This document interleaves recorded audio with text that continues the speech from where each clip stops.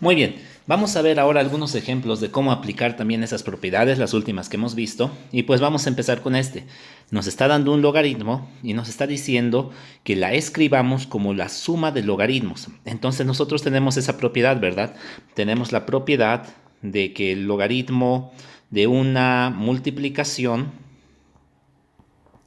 yo la puedo escribir como la suma de dos logaritmos.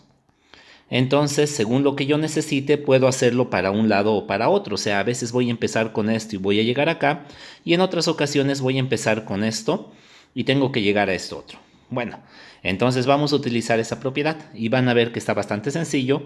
Vamos a escribir el ejercicio que se nos da, que es logaritmo en base a de x raíz de x al cuadrado más 1, y pues el logaritmo es de todo eso. Entonces, yo puedo ver aquí que aquí hay dos factores en este argumento, y esos son los dos factores. Entonces vamos a... es el logaritmo de una multiplicación, ¿verdad? Yo lo voy a escribir entonces como la suma de los logaritmos de sus factores. La suma de los logaritmos de sus factores. Ahí está. Muy bien, ahora pero me dice, exprese todas las potencias como factores. Muy bien, ¿y qué potencias hay acá? Pues esta raíz se puede escribir como una potencia. Entonces vamos a copiar el primer logaritmo y el segundo logaritmo lo vamos a escribir como potencia, raíz de x cuadrado más 1. Es como decir x cuadrado más 1 elevado a la u medio, ¿verdad? Propiedades de potencias.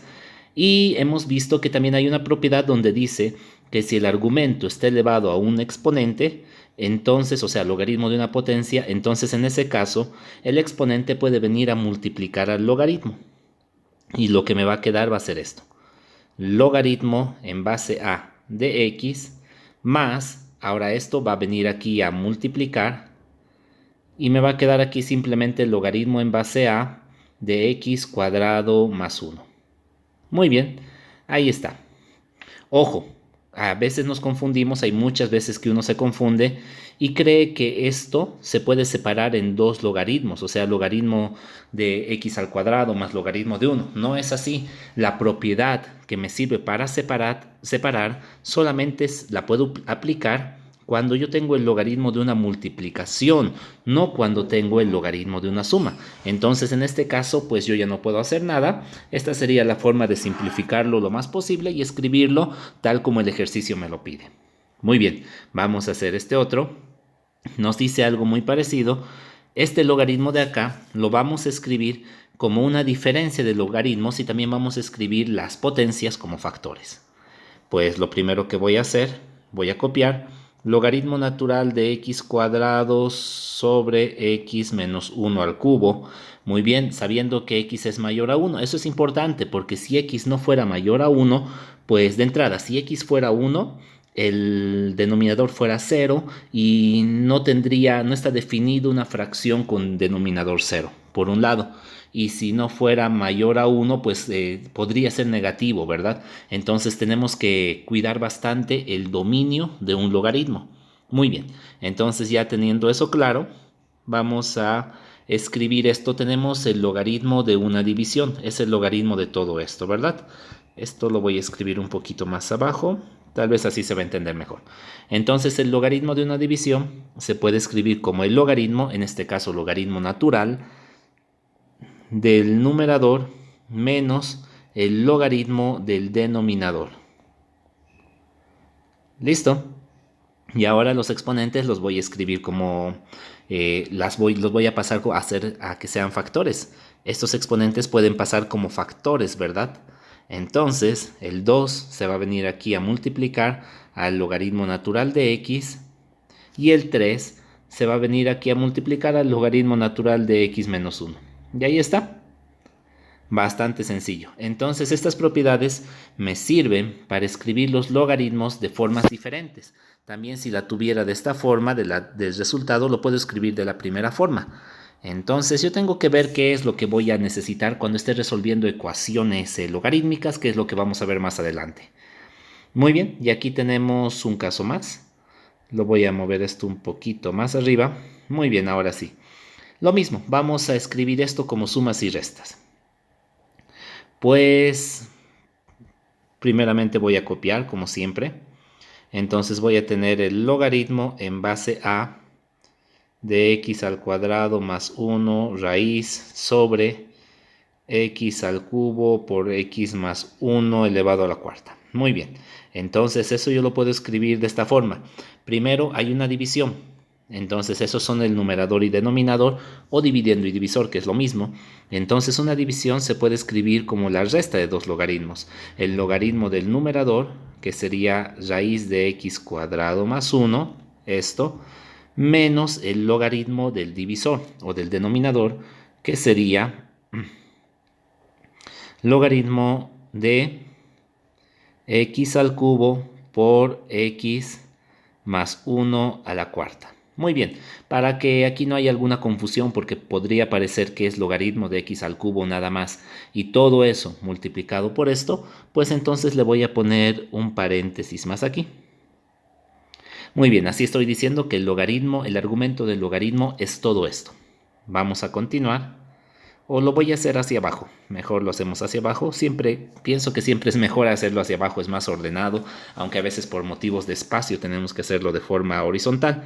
Bueno, voy a escribir este primer logaritmo como una potencia y esto sería x cuadrado más 1 elevado a la 1 medio menos. Ahora aquí yo tengo el logaritmo de una multiplicación. Esos son los dos factores.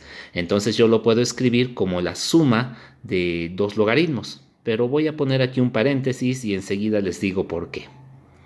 Entonces lo que está dentro de ese paréntesis va a ser todo eso. Va a ser el logaritmo en base a del primero más el logaritmo en base a del segundo, que sería esto de acá. Muy bien, entonces una vez que yo ya tengo eso, pues simplemente vamos a bajar los exponentes, los vamos a escribir acá como factores y esto va a ser un medio logaritmo en base a de x cuadrado más 1. Ahora, ¿por qué he puesto aquí el paréntesis? Porque este menos va a afectar a a los dos términos que se están sumando, ¿verdad? Si yo no le ponía el paréntesis, a veces un error muy común es que yo le hubiera puesto tal vez el menos acá y después hubiera puesto simplemente un más en lugar de poner otro menos. Entonces creo que los paréntesis nos pueden ayudar a orientarnos un poco. Aquí entonces va a estar esto, pero la potencia del argumento lo voy a bajar y va a venir aquí. Logaritmo en base a de x. Ahora acá, menos por más también es menos. Entonces esto es menos. Y la potencia también la voy a bajar y va a ser 4 logaritmo en base a de x más 1. Y ahí está. Ya no se puede hacer nada más de momento. El ejercicio lo único que me dice es que lo escriba de esa forma. Y pues como pueden ver, así es como se usan estas propiedades. Es bastante sencillo, solamente hay que hacerlo un poquito ordenado y pues aprender bien las propiedades. Logaritmos es conocer propiedades nada más y un poco de teoría si se dan cuenta antes de hacer los ejercicios.